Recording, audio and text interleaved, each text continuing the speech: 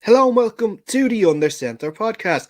I'm your host, Darren Marr, and I'm joined by my usual co-host, that is Jake Woolhead and Bill Malloy. Lads, the three musketeers, the three blind mice, the three whatever you want to call it, we're all back together again. How are we? Yeah, not doing too bad. It's good to be back on the show. Blind mice, I certainly agree with. Yeah, we finally got the gang back together. Hopefully that means our viewership is about to spike through the roof, seeing as the dream. The sex appeal is back, yeah. Exactly. We finally got rid of Al again. The Three Stooges also would have been a good answer too, you know. But yeah, we are back, and we are going to be looking back at what was a very exciting championship weekend. We now know who is going to be in this year's Super Bowl. Of course, it's the Cincinnati Bengals against the LA Rams. We will get into that in a couple of minutes. But first, we are going to start with the news that was made official today, despite reports on Saturday claiming that he was actually going to retire. Tom Brady decided today was the day, I should say, to hang up the cleats and call it a day. In a statement posted to social media during this afternoon, some of the quotes that he said: "I've always believed that the sport of football is an all-in proposition. If a 100% competitive commitment isn't there, you won't succeed. And success is what I love so much about our game." He goes on to say, "There's a physical, mental, and emotional challenge every single day that has allowed me to maximize my highest potential. And I have tried my very best in these last 22 years. There are no shortcuts to success on the field or in life. This is difficult for me to write, but here it goes. I am not going to make that competitive commitment anymore. I've loved my NFL career, and now is the time to focus my time and energy on other things that require my attention." Brady retires after 22 seasons in the league, 7 Super Bowl rings, more than all 32 teams, 3 league MVPs, the leading passer of all time, with also the lead in passing touchdowns, 15 times elected to go to the Pro Bowl. He is the GOAT. He is now finally finished. And Jake, I'll start with you first on this one. You know, a quite unbelievable career. And, you know, it is great that he gets to go out on his own terms. Yeah, absolutely. I mean, what can you really say? 22 years in the league. You mentioned the passing yards and passing touchdowns. I'd hope with 22 years in the league, you are at least the top of that fucking list. But you can't say he was not the most successful quarterback of all time, because quite clearly he was. 7 Super Bowl rings, how many MVPs you had, the successful seasons, and kind of raising up a lot of teams around like weaker-ish teams by being the best player. I mean, the man is literally the GOAT. No matter how much you argue it, you can't argue it, because he made all this money, but he also got the 7 rings that everybody else wants to get. And I mean, that's the most successful you can be in the league. I can't argue. What else can you say about him, really? Yeah, Dara, I'm over it. I honestly don't care. I don't care. Like, some old guy retired. Great. He was a great footballer. Well, guess what? He's not a great footballer anymore because he retired. Let's move on. He said it in his own speech. Like, it's time for the young lads now. And I'm with him. Like, I no longer care about Tom Brady. Don't care what he's up to. Don't care how he's feeling. He didn't even care about before he retired. So, like, exactly. And you know what? I'm going to call him out. I think he messed up. He should have retired last season as a Super Bowl champ. Would have been real nice. Would have been like real rounded. At the time he won his first Super Bowl, he was the youngest quarterback ever to win it. He would have won his last Super Bowl. Well, he still is the oldest quarterback ever to win it. But that would have been nice to like start and end brackets with a Super Bowl at the top and the bottom age range. But yeah, I also love that the Patriots fans are so uptight about not getting mentioned in his retirement streak. I do like that. He said goodbye to you 2 years ago. Like, he said his goodbye to you. Now he's retired and now he's saying goodbye to the Bucs. Like, chill out. The man doesn't care about you. He wanted the dollar bills. He wanted the rings. He didn't care about you. He didn't care about the fans. Okay, so who told you to be the heel of this piece? I'm always the heel. I'm just saying what everyone else is thinking. Like, I don't actually care. Unless you're a Pats fan or a Bucs fan, no one really cares that Tom Brady retired.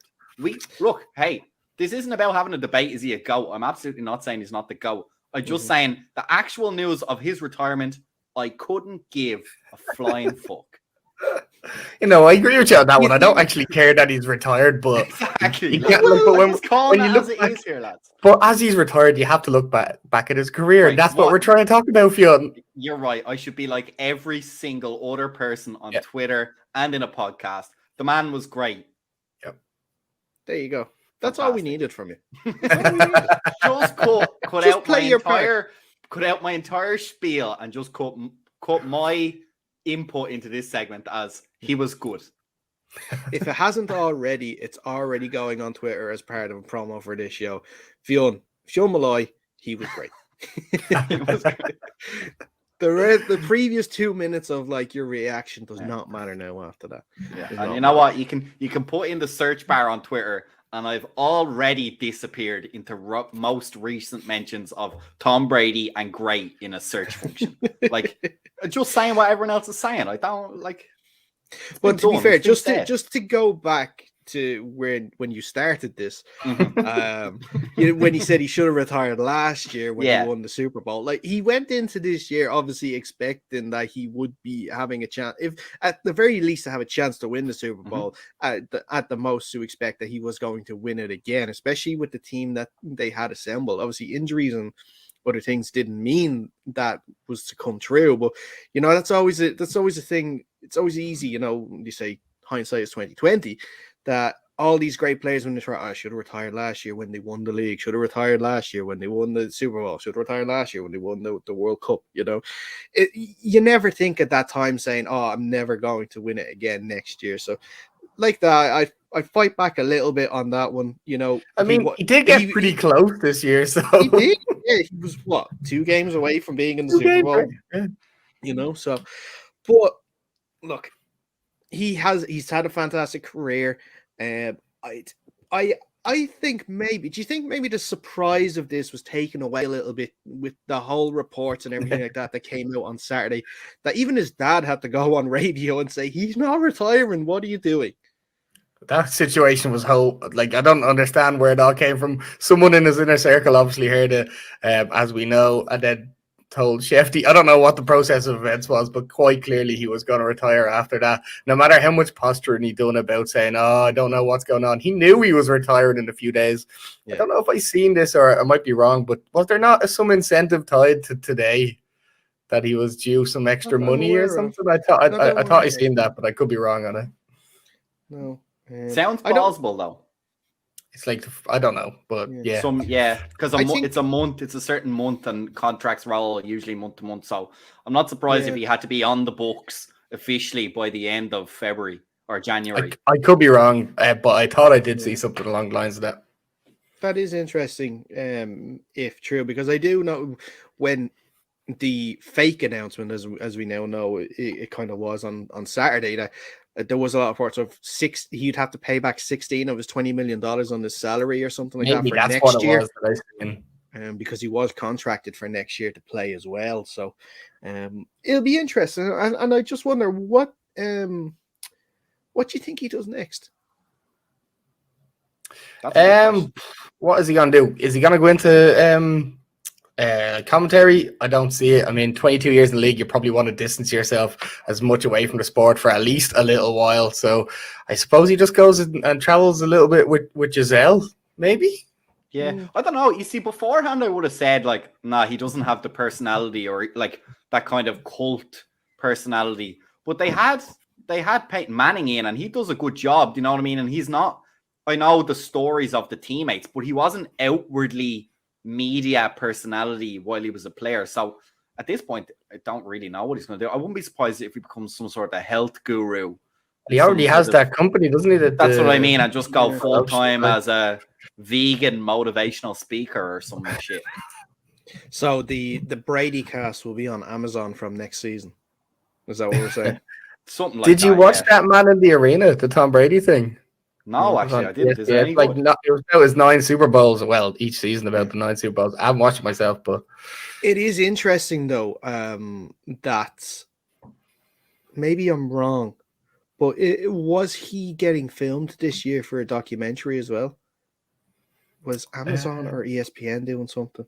See, would you be interested? Like, yeah, he's a fantastic football player, but he's not that interesting. Now like, if it is the fact that he was recorded this year and you know that this is his retirement, I think you would be interested to see, like, well, why has he come to the decision now to do it? He's always saying he played till 45. What annoying me about any documentary that's it, like, oh, why are you retiring now? It's just going to be filled with the same coach, player, media speak that we always hear. So, like, you're not going to hear the real reason or whatever. Yeah. Clearly, the reason is 22 years in the league is a long time. Yeah.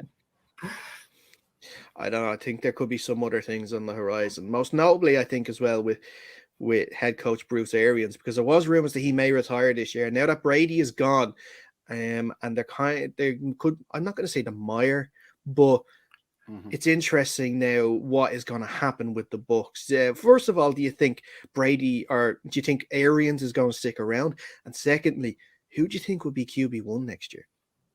I heard Jared Goff's name being floated around for the Bucs. Now, obviously, things can be changed, or that's just a report that somebody just took that out of their arse and said this is what it is. But that's what I seen. Does Arians stick around? I don't know. I mean, the man's an old dude. He's won a Super Bowl.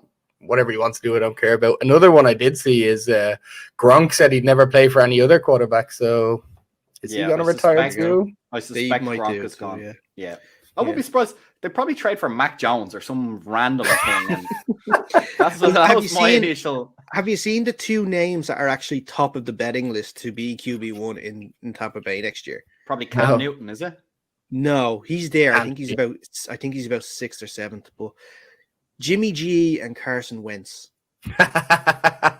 Carson Wentz is on a big contract in. He must be coming to the end, isn't he? Though, is he now? But no, but with the way 2 more years left on the way the season ended in Tampa or in Indy, and the way that I think the GM didn't actually commit to him coming back next year as well is interesting too.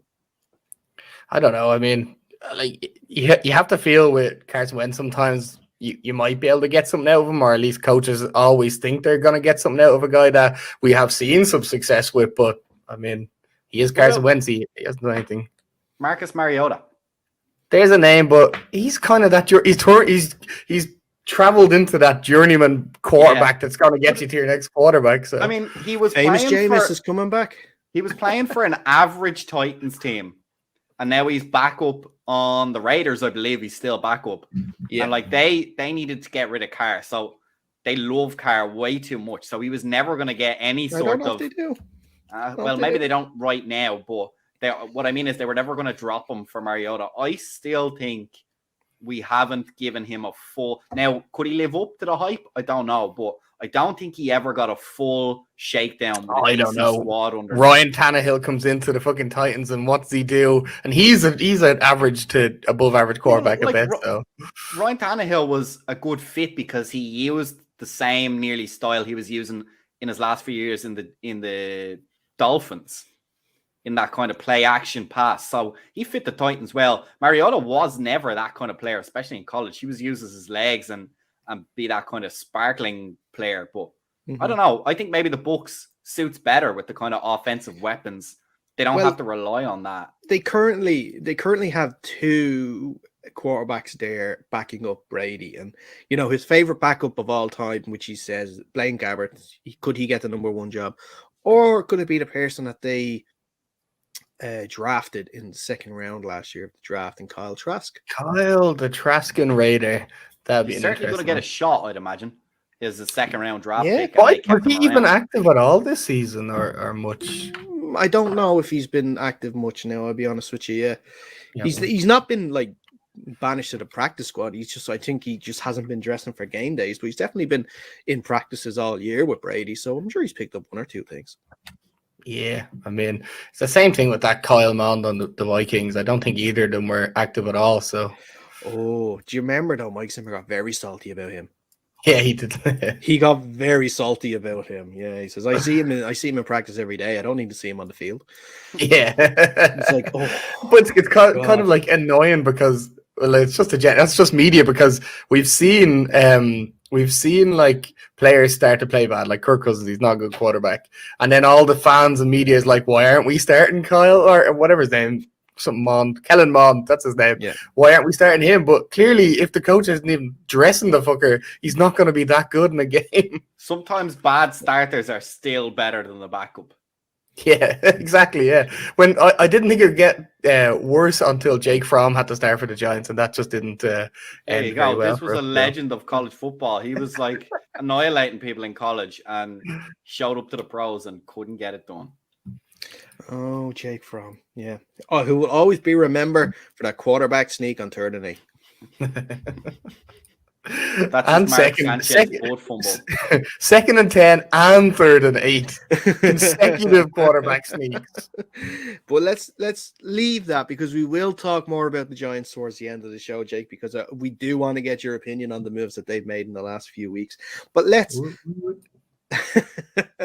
go back to last weekend's games and let's review them. And let's start with the AFC Championship because the Cinderella story continues, lads. The Cincinnati Bengals beat the Kansas City Chiefs in Arrowhead in overtime, 27 points to 24. Evan McPherson hits the field goal after they intercept Patrick Mahomes on his first drive in overtime. The Bengals were down 18 points at one stage in this game and came back to win it. We spoke about it with Jeff on the show last week that the Rams were a team that were struggling to score in the second half, and it happened to the Chiefs this week as well. Only 3 points scored in the second half after leading by 21 points to 10 at the half. I'll start with you, Fionn, on this one. Yep. Is this a David slaying Goliath in this game, or was this more like a Goliath fell asleep at the wheel and David just sneaked by?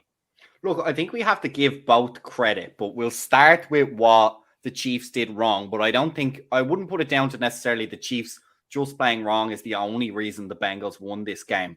Because the Bengals are a tough team and they make the game scrappy, and a lot of teams don't like that. But the Kansas City Chiefs demonstrated why, especially in the playoffs, you cannot take your foot off the pedal. That game should have been 41-10. They should have just blown it out. You physically saw, and even Tony Romo on the commentary commented so often how Mahomes just switched to taking the conservative throw, the conservative angle, the conservative ball placement, and it doesn't work. If your game plan is working, you have to stick to the game plan. It is never a good idea to go conservative because in the playoffs, every quarterback has a killer instinct, and if they can get one little inch of momentum going in their direction, it's really hard to slow that train down. And if you take your foot off the gas, it's really hard to get your foot back on it. And I think that the Kansas City Chiefs demonstrated, but this is not the first time. I think that's bad coaching. I don't think there's any reason for them to do it. And I'm not necessarily sure. I guess maybe bad coaching is a bit harsh because I'm not sure the play calling got any more conservative, especially in the third quarter. I think Mahomes took it on himself to do it. But we saw in that fourth quarter the problem that Mahomes had at the start of the season, where all of a sudden things weren't clicking. And when he was trying to force to get his hand hot, he started throwing problems. He started dancing around way too much in the backfield. And the Bengals have a great pass rush. We knew that. And they put a lot of pressure on him. Yeah. And Jake, sorry, I just want to add one more point in there before I turn to you.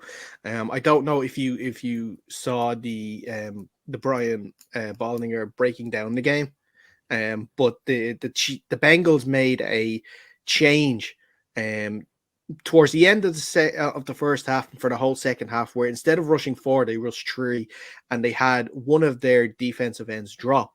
And just to spy Mahomes, which then I'd like you were mentioned, stopped Mahomes from, breaking out, going for a run, or, hitting those, maybe just those dump offs where he could easily do it. But Jake, what did you think of the game overall? I mean, firstly, what a game. Like, that was so entertaining. I think at the start of the game, and it was coming up to the end of the first half, and it was 21-3 or whatever it was. I was this is kind of it. Mahomes was out of the pocket running his 20 yards, getting the first downs kind of consistently, and I was thinking, this is the game. Like, I'm not enjoying it. And then what really kicked in for me was that second, or like just before the first half ended, that stop the Bengals defense had when the Chiefs went for it on fourth down. And that's when I really thought this is how the game's going to change. That's a tide turner. And as you said, Fionn, that Bengals D-line is just, I don't know what they done. Like, they just stopped them. They were getting in. They were trying to basically destroy Patrick Mahomes' confidence. And we talked about this in the Super Bowl last time about Patrick Mahomes dancing in the pocket. As we said, he goes back 10 yards or 8 yards or whatever it is, and then can't find a receiver because there's blanket coverage, and then he gets a sack, or something stupid happens. He fumbles the ball like he did on Sunday. And then the overtime as well, that coin flip, and you see the Chiefs come up with they get the ball first. You say, oh, here we go. Like, the Chiefs can move the ball, as we know, but the Bengals defense really held it up strong, and then they get the ball on offense. They kind of march down the field. They take a handy, get the fourth down and pop the goal in. El McPherson just was incredible as well, just dropping that in. Rookie kicker getting the field goal in when you really fucking need it. And he's just I think he has a record now, doesn't he, for most consecutive kicks in a playoff or something like that? Yeah, he hasn't missed. Before you move on, Dara, as well, I want to echo something that Jake said as well. When you can get Mahomes running around, that neutralizes all those speed weapons that they have, like Hardman and sorry, I've blanked on his name. Hill. Because when he's dancing for 5 seconds, normally you're like, oh, extending the play, this is going to be impossible to cover these speed guys. But he does so much twisting and dancing to the point where his feet aren't set. That ball cannot come out until he has weaved through about 3 bodies and got out towards the sideline. And that's a killer. If he can find a way to stay in that pocket and maybe train himself to climb the pocket when it's available, he can do a lot more damage because his eyes are downfield. We saw how many times he did a full 360 pirouette. That seemed to be his go-to move in the game. It was the 720. Go 360, you do another 360. And if your back is to the field, you can't throw that football. That's a big problem. And it's something where that tiny little change can turn him from floundering and losing 10 yards on a game to being almost impossible to stop because you can't cover the receiver for 5 seconds. But you're not really covering the receiver for 5 seconds if he's not in a position to throw that ball. And he does that so much twisting and turning that he does twist and sometimes goes into a defensive end who's played that kind of play, that because we know he's going to do it. You may take the back just in case he starts doing twist and turn. And we've seen it caused the fumble towards the end of the game. And that interception, I feel, in overtime is inexcusable. That was double coverage, no matter what way you look at it. That was a double covered throw. That was an arm punt. That was. Yeah. They were behind the lines. I think it was 3rd and 12 at that point when he threw it, or maybe it was still 3rd and 10. But that was an arm punt. They were just in prevent mode there. The Bengals defense, you're like, you're not getting these 10 yards. You can throw it underneath all your long, but we're staying at this 10 yard. You're not getting it. So he just tried to go for it all. Didn't work, and But I don't understand that because for 2 reasons. Number one, your punter's always going to be able to heave it further than that with a great chance of getting a touchback that locks them to the 25-yard line. I don't know if Mahomes' throw even made it that far. And second, how many times in previous seasons have we seen teams go into prevent defense and Mahomes checks it down to Hill, and Hill somehow still outruns everybody to get a first down? So that was a double call that I don't understand at all. No, and you're totally right. And like you were mentioning about the fumble towards the end of regulation, that they almost lost the game on that alone. That was part of that, dropping one of the defensive linemen, spying on Mahomes, and then after a couple of seconds deciding to go for him. And, they had that clear avenue. And as well that we mentioned it last week too, that this offensive line for the Chiefs, that was so much money was spent on it. They could not give Mahomes the protection that he wanted it towards the end of this game. It looks like they did tire out a bit. That was also due to that was also maybe due to the fact that the coverage in the backfield was so good that Mahomes had to keep it for longer too. So they were more coverage sacks than maybe, breakdowns on the offensive line. But nonetheless, the Bengals continue their fantastic story this year. They were one of my teams that I thought were going to get rid of their head coach at the end of this year. I remember thinking back, I thought Zach Taylor was on the hot seat. I thought that, this team were going to be in trouble. But hey, look, how wrong. You're not an NFL GM, Darius. Yeah, so. Look how wrong I am. Look at how wrong I am. Hey, well, while we're calling out things, I seem to remember last season when Joe Burrow went down, I told the Bengals fans, hey, look, just pull down the shutters, shut up shop for this season, write it off, and get Burrow back, and you'll be back on track in flying form next season. And I have to say, I nailed it. What did you nail? What did you nail? Tell him. You did not say he was going to make it. Hang on, wait.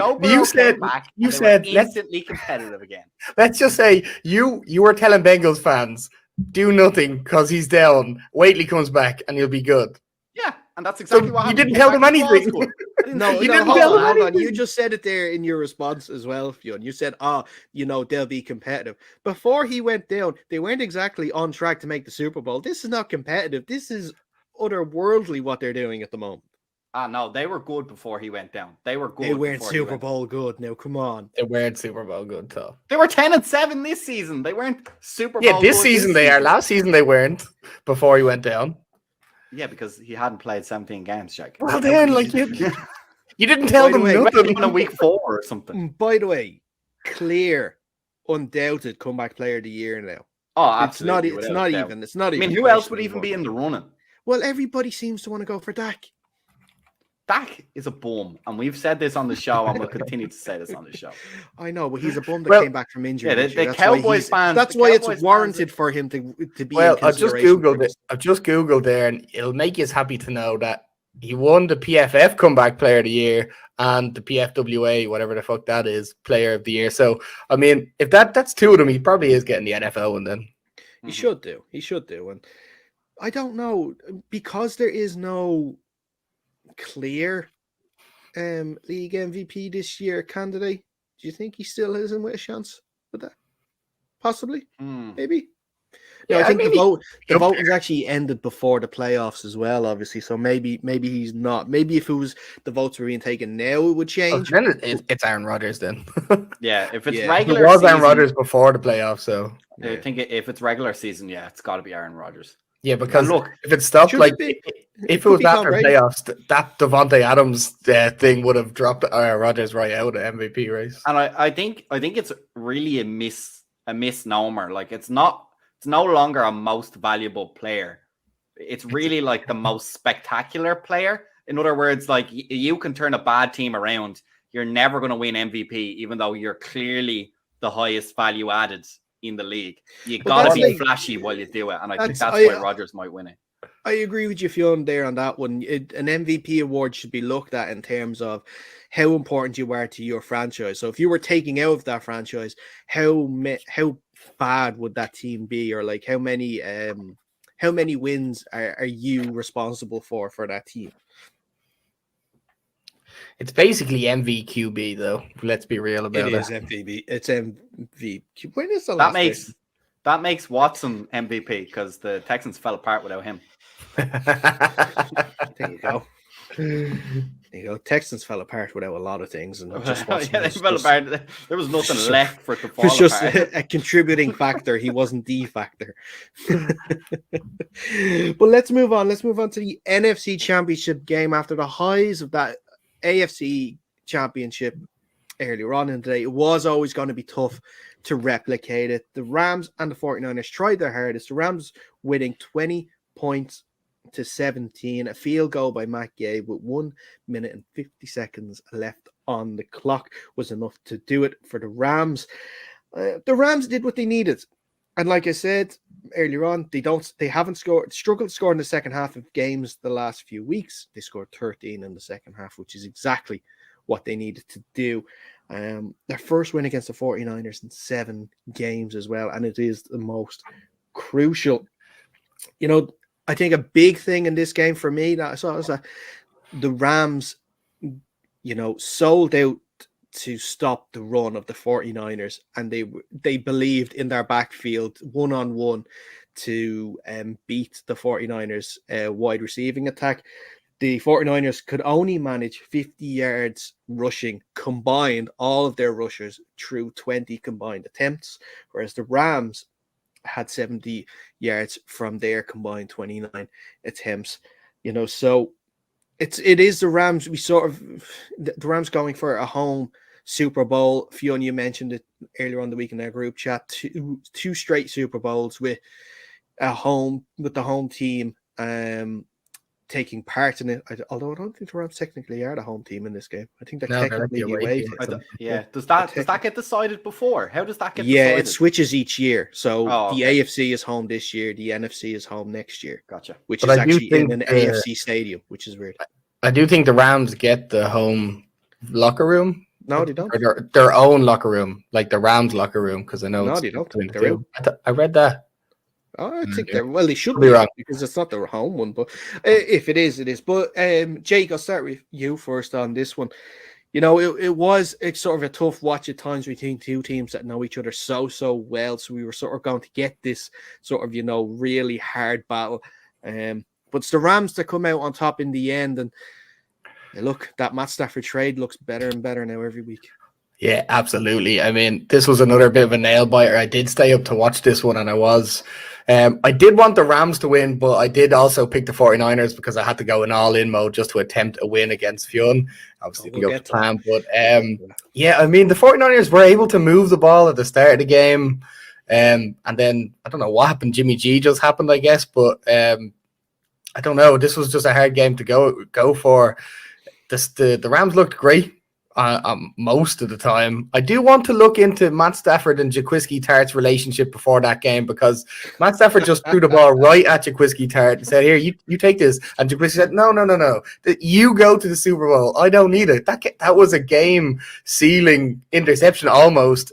You could imagine if he caught that ball, could have run that back for a while. Anyway, get into this too much, but I mean, we Jimmy G just didn't have it towards the end of the game, did he? What did he go 1 for 6 or 1 for 7 or something at the his last possession or last couple of possessions? I mean, is that all we need to know about Jimmy G? I think Fionn's probably the same, and I don't know about you, Dara, but we often are dismayed about Jimmy G's ability to give you the game. Like, no matter how good your team is playing, Jimmy G will always give you a chance to get back into the game, and he did there. He was just absolutely terrible. Now, having said that, Matt Stafford didn't exactly impress towards the end of the game either, but he didn't Jimmy G it up.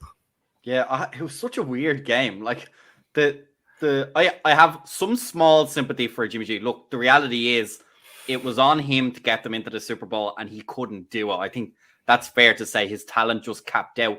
But also, it was always going to be tough.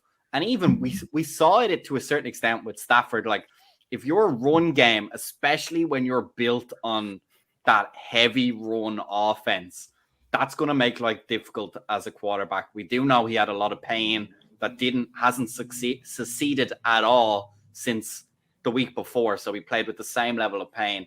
But yeah, it was a really weird game. If you look at the stats, it looks like the Rams dominated, which they actually didn't. They played, like you said, Jake, just well enough at just the right times to win the game. But the rest of the time, the game was wide open. First half was quite slow. Second half was a much better game. But, man, what I can't understand is, how does Cooper Kupp, the most obviously dangerous player on the pitch, still finished with 11 receptions, 142 yards, and 2 touchdowns. You just let him do whatever he wanted. If you drew up a playoff game, you couldn't have asked for a better stat line for your better wide receiver. Especially when we flip it over and look at the other game, like the Bengals had to figure out a lot of stuff for basically the entire first half and just use Chase as a decoy. But the 49ers somehow could not stop the ball going to Cooper Kupp. I guess he is just that good at running routes, but still you have to question if there's something better they could have done. Well, the 49ers are just totally beat up in the corner position anyway. You know, they have Emmanuel Mosley, who obviously had an interception early in that game too, but, you know, other than that, they had the rookie Avery Thomas, who, you know, kind of hasn't really maybe played as well as they would have hoped. They had Josh Norman at one point in that 49ers team playing in the corner position. So, like, corner is definitely a position of need of theirs in this offseason. And like, if it was Emmanuel Mosley looking after Cooper Kupp, then he was ended up just thrown to OBJ, who had a fantastic game himself. You know, all he needed was the touchdown to wrap it off, and all I needed was him to score a touchdown to win a bit of money. But he didn't get it in the end. Still racking up the yards. Again, there's another one there. Has proved that he has made the right move to go to the Rams to go to the Super Bowl. Von Miller, we didn't see a lot of in this game, but still was a presence and still was something that the team had to worry about. Aaron Donald, who was kept quiet for about 59 minutes of that game, but he ended up with the pressure on Jimmy G to throw that interception in the last minute of the game to win the game for the Rams as well. Just shows you don't have to be in the game for the full 60 minutes, but just make yourself disruptive for some of it. I think it's difficult because I think Aaron Donald was purposely reallocated to the run game. As you mentioned at the top there, they just sold out to stop the run. I think that's why we just expect to see him around the quarterback so often that when he has to just wait that half beat to plug a hole as opposed to just go straight after a quarterback, I think it makes it look. I mean, I think he probably had a fantastic game if you go and look at his stats. I don't have them in front of me. Probably not. It's not the type of stat that jumps off at you like sacks or whatever. It doesn't have sacks and it doesn't have pressures. I imagine it's quite high. But he got a lot of tackles and he redirected that run game several times. Do you think the Trent Richardson being a bit ginger on his ankle, he had a bit of a sprained ankle, kind of affected the 49ers' ability? Trent Williams. How do I Trent Richardson? Did Trent Williams being gingerly on that ankle affect the run game a little bit for the 49ers? Definitely. 100%. And then there's another thought. Deshaun Jackson forced his way off the Rams because he wasn't exactly happy with his situation, forcing the Rams to go get OBJ, who played out of his mind. And now where's Deshaun Jackson? Probably sitting on a boat somewhere. Winning isn't for everybody, lads. That's all I can say about that Deshaun Jackson thing. Unbelievable that he goes to the Raiders. He would have been on a Super Bowl winning team. Well, maybe he might not have been.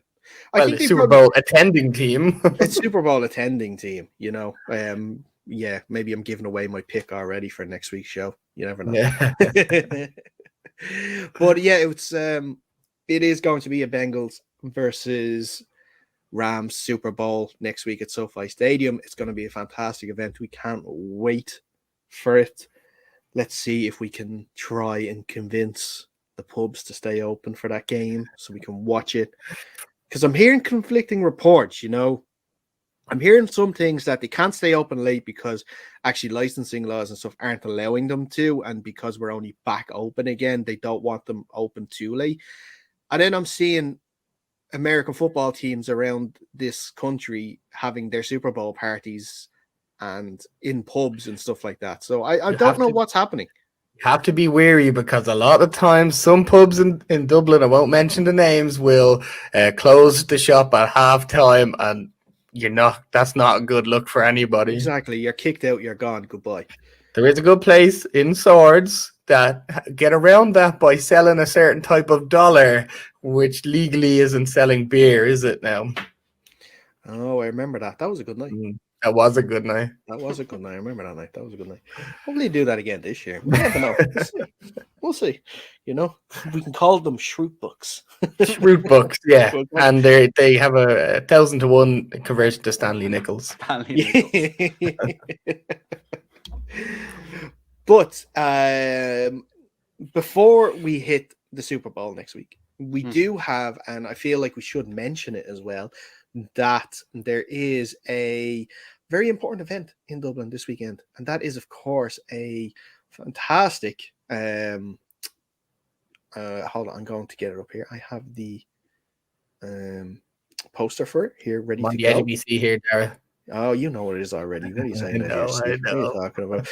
Of course, we have a Q&A, I should say, workshop with Jeff Reinbold, of course, from Sky Sports NFL fame, but obviously, of course, a very accomplished NFL coach in his own right, too. He's going to be here in Dublin. The event was, a location for the event, I should say, was announced this week. It's going to be taking part in the St. Patrick's campus of DCU, where Fionn is very familiar with and has already told me, don't bother driving, there's no parking. So he just wants you to have a few points. He does want me to have a few points for him. There's going to be tons of parking, actually. Maybe I just want your parking spot for me. I'll roll up and then you know I'm there.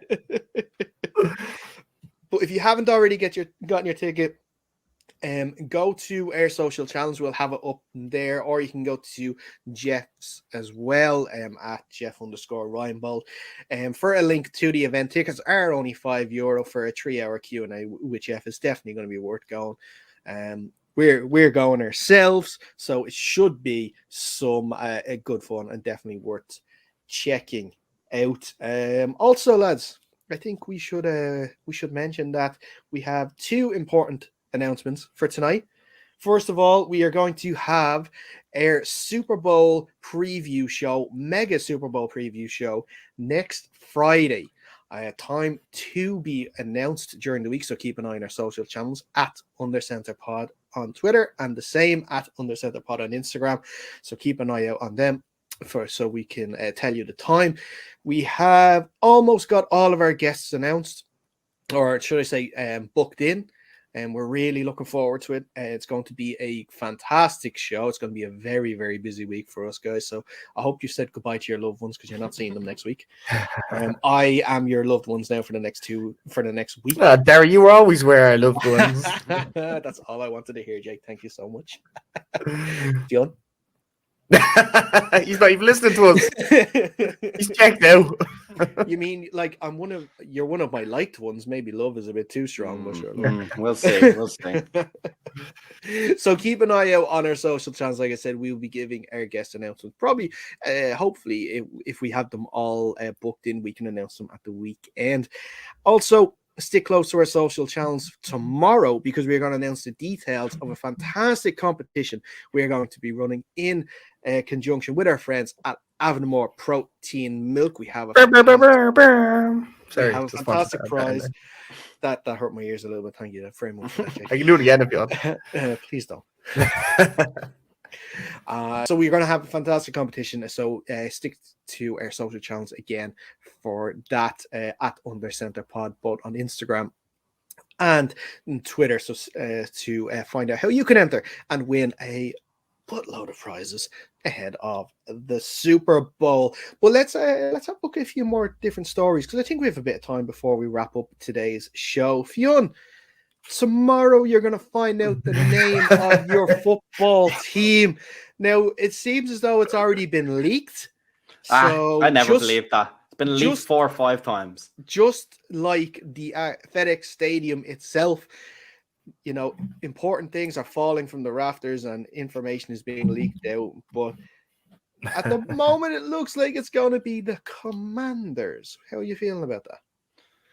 I'm going to be let down no matter what. I'm one of the few weird fans who wants to stick with watching the football team, because it's a little bit different. It's a little bit funky. And, you know, it pays homage to maybe the political incorrectness that we had for a long time that took us probably too long to sort out. So I think it's kind of a little humbling maybe not to go without a name for a while and just accept that it's about playing football and it's about respecting everybody. So I'm going to be disappointed. I wanted the Washington football team to stay, but what a fantastic time to win a jersey the day before the new team a name and presumably team jersey gets announced. So mine is going to be in the post to me free of charge very soon, thanks to you, lovely gentlemen who could not pick a winning football team if they saw it right in front of them.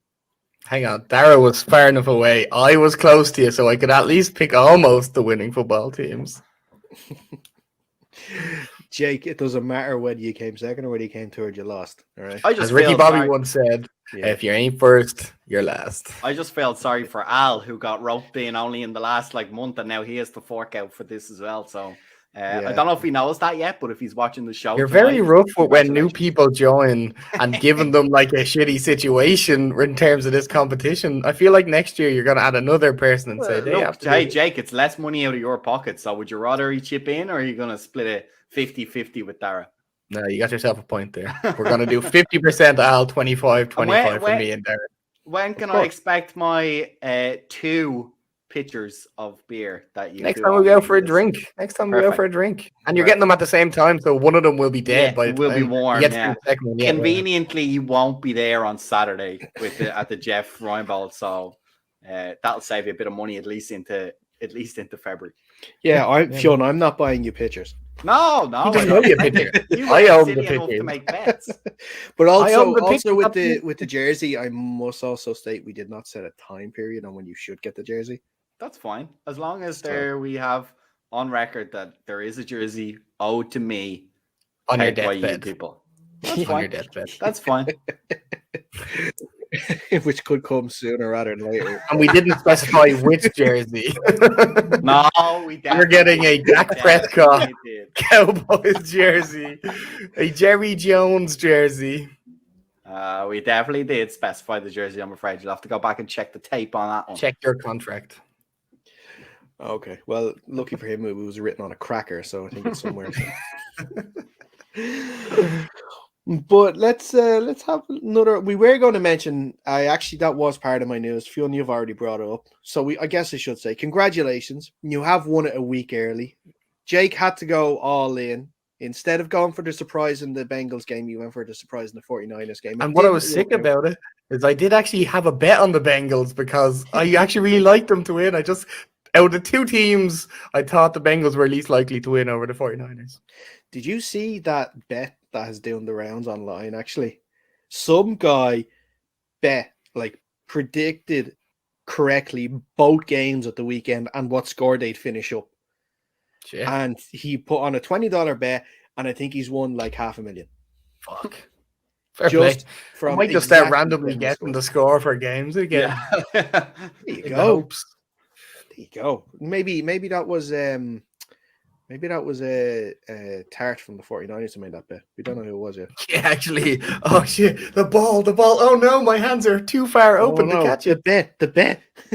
Yeah, the bet. But before we wrap it up, let's have a little chat about some of the head coach vacancies that have now gone, because Jake, as he's jumping around, of course, Brian Daboll has decided to take up the head coaching job of the New York Giants, as well as having Joe Schoen as the new GM. Also, some other ones that we should mention is Josh McDaniels is the new head coach of the Las Vegas Raiders.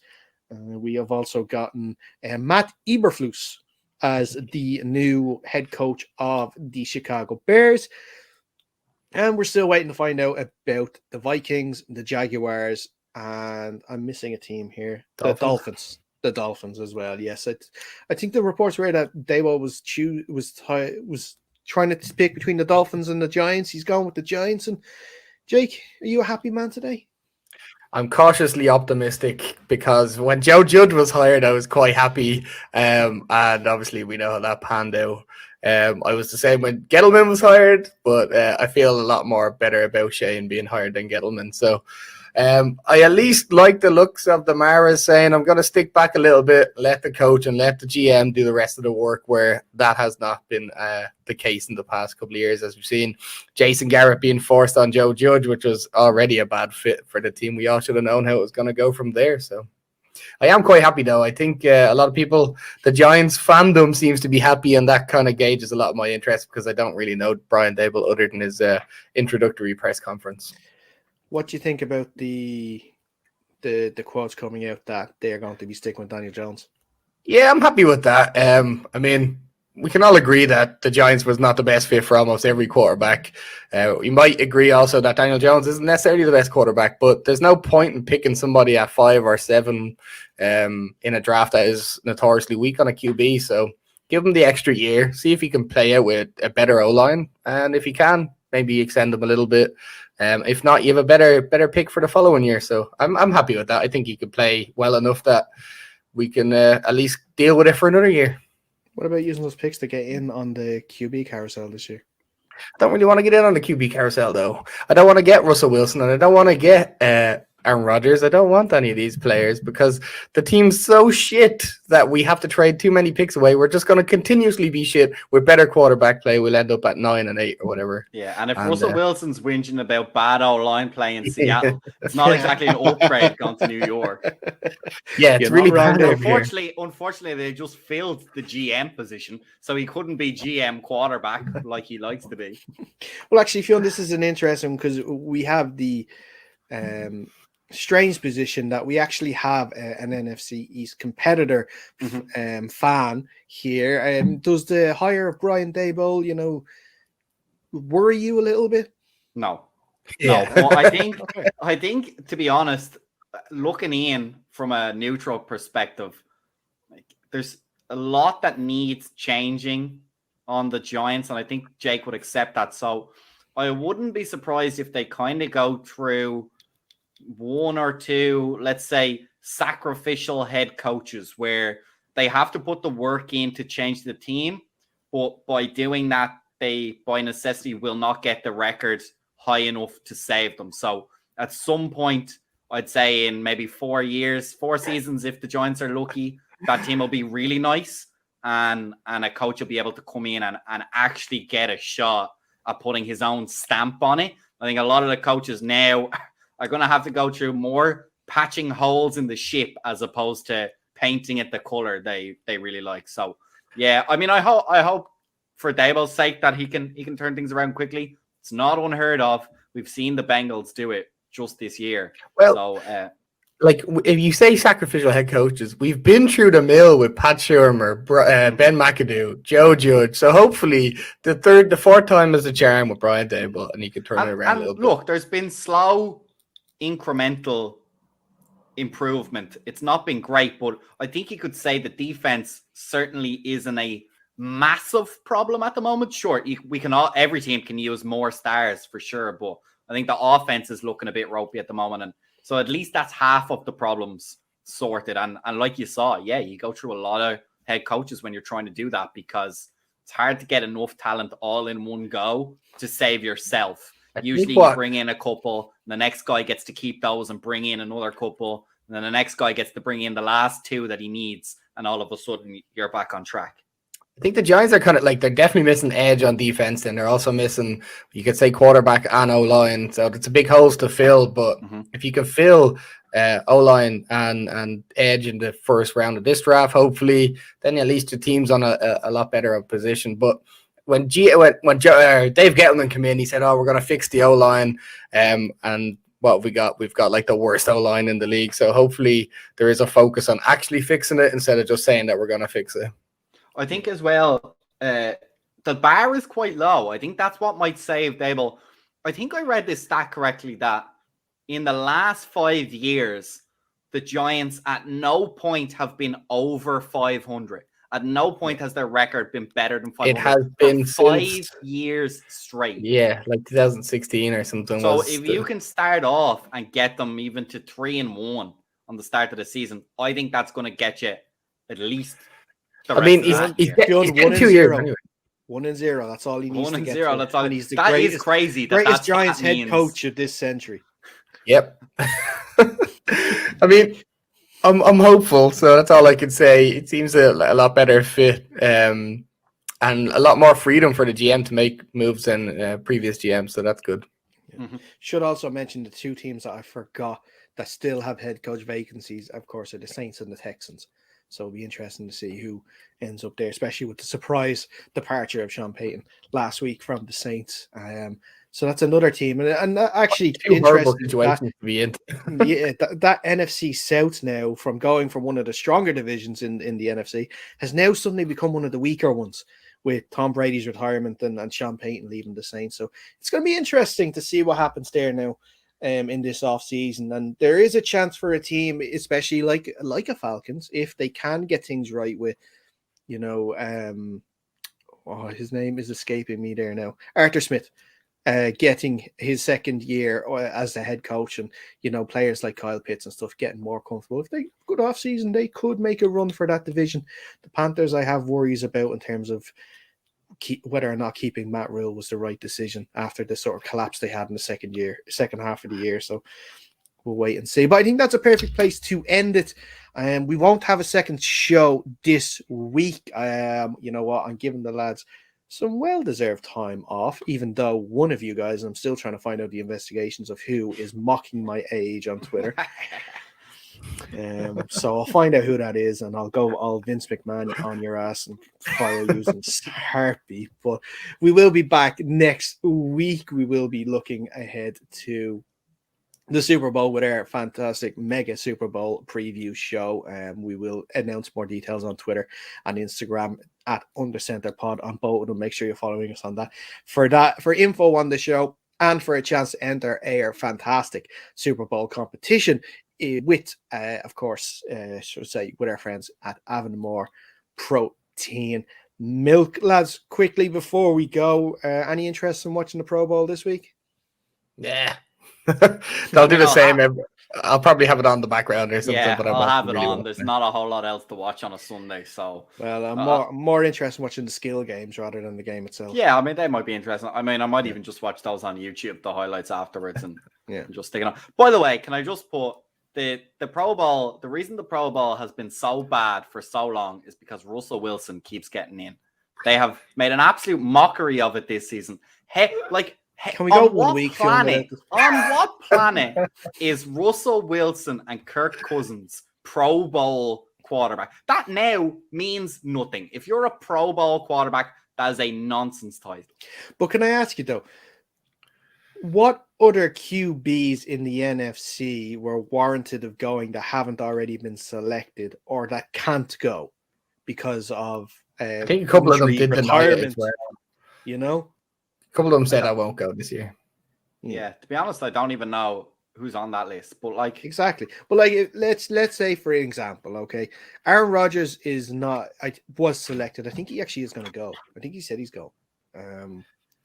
But you have Aaron Rodgers, and then if you're looking at elsewhere in the NFC North, you're talking about Andy Dalton. You're talking about Kirk Cousins. You're talking fans. Justin Fields should be there because he's an absolute talent that has proved us all wrong with his play on the field. Yeah, I love having a pop with the Bears. I don't know why. The NFC is, I don't know when this was. Aaron Rodgers, Tom Brady, Kyler Murray, Kirk Cousins, and Russell Wilson. And the AFC is, why is there only 3 on the AFC? Justin Herbert, Patrick Mahomes, and Lamar Jackson. Tom Brady won't play because he's kind of retired. So. Good point. I mean, I take that point, I guess. Yeah. Maybe Aaron Rodgers isn't going to it now because I think he wanted to get surgery in the offseason anyway, so maybe he's not. Musty little bitch. Well, look, hey, that's if you want to say that, you can say that too. He still gets the selection on his record. So if he does play, whether he plays or not, it doesn't really matter. And probably some of his contract as well to get it too. So probably an incentive base there on that. But look, listen. That's where we're going to end it. We can talk about whether or not the Pro Bowl is good for another hour for sure. Send Daniel Jones to the Pro Bowl. He has a neck issue. He's not going to be moving much till. Send Ryan Fitzpatrick. Start the rehabilitation. Ryan Fitz would be good. Yeah, the oldest active quarterback in the NFL. Can Brady play as a retired player? No, he's gone. Yeah. He should have stayed. He should have stayed one more week. Yes, because I'm sure he wants to go to the Pro. It's not even in Hawaii anymore, is it? It's in Arizona. Vegas. It's in Vegas. Yeah, he's too old for Vegas. Yeah. So, we'll see. And what about remember that stuff that used to be on Sky Sports, like the Masters football? do like a Masters Pro Bowl thing, get like old players from teams. Masters NFL will be interesting. It would be, wouldn't it? Just because they retire like at 32 or something. Hell fellas going down with ACLs every other week. They'll never do that. Too high of a chance. Even if it was flagged, they wouldn't. There'd be ACLs all over the shop. Look, we're gonna end it there, guys. Thanks so much for tuning in to today's edition of the show. Like I said, we'll be back next week. Pay attention to our social channels for the latest for our Super Bowl shows. Fiona and Jake, as always, thank you so much. Thank you. Slán a bhaile. So make sure you